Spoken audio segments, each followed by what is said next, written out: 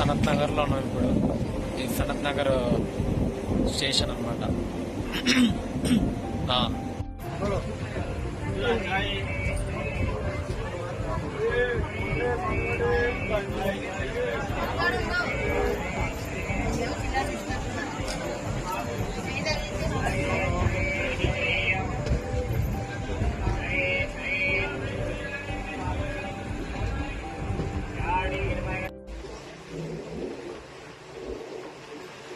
అన్ని అపార్ట్మెంట్లే, ఒక్క ఇల్లు కింద లేదు.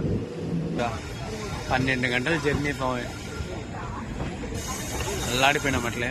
ఫైనల్గా అయితే సికింద్రాబాద్కి వచ్చేసినాం. ఇదే సికింద్రాబాద్ జంక్షన్. ఏం జనాలు ఉన్నారు.